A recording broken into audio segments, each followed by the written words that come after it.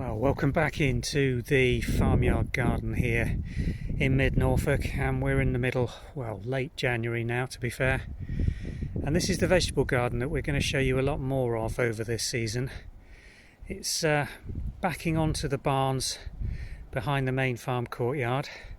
We've got this small herbaceous area with that beautiful shrub rose in the centre there, which you may remember from last year, and then down the side we've got the supported arch of roses.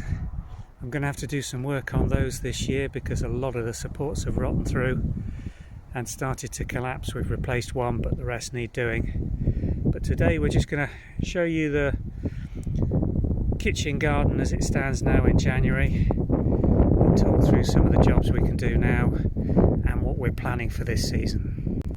We prepared this area at the end of last season. It's our rhubarb patch, and dormant under this lovely warming layer of wood chip is our rhubarb crowns. Just start seeing that dark brown there where they're just starting to come through.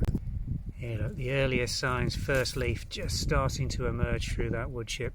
Too early to cover them up yet. We will bring these covers that we've got stored over here against the barns for the forced rhubarb. We'll use all of those on every single crown to get that lovely pink first forced rhubarb that we enjoy so much from this garden. These crowns have been here for at least 10 years. We've expanded them up along this row, and behind them we've got the globe artichokes, which have overwintered nicely. We took some shoots off those the end of last season and just healed them in, and we've got two new young plants which have survived the winter frosts and are starting to emerge and should grow away nicely here.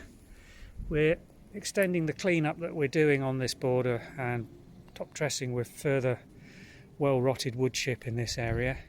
But today we've got a couple of jobs on. We're going to try lifting some parsnips and potatoes, because despite the apparent bareness of this soil, we've still got some vegetable plantings in here. So let's go and see what we can dig up today.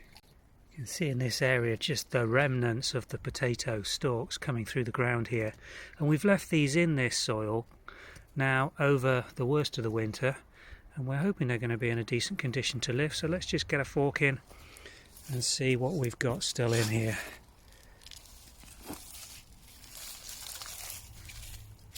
There's the first one. Always got to be a bit careful where you put these in. Yes, there we go.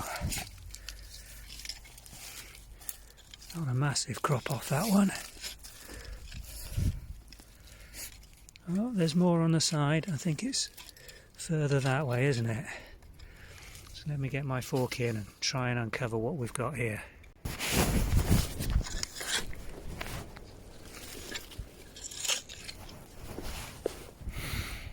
And here we go. Here's the finished collection of vegetables that we've harvested this afternoon from this vegetable plot. And who'd not be happy with being able to come out into your garden and digging something of this superb quality and freshness. The potatoes, yeah, not exactly the first quality, but I prefer to just dig them as I need them, and I'll cut all these rotten bits out. We're making mashed potato, we're not looking for baking potatoes. We have got quite a bit of slug damage on here, unfortunately, but that's what to expect if you do leave them in the ground and don't put them into a vegetable store. But the good fleshy nose will still make lovely mashed potato. And I don't know what variety these were, to be fair, because that row that I've just dug was just what I call an opportunistic planting of sprouted potatoes that we found in the fridge one day. Came from a supermarket. They weren't seed potatoes as such, but if you get that situation, you've got the spare ground, it's always worth just popping them in and getting some later potatoes, or as these are, some very nice bakers or mashed potato opportunities now in the middle of January.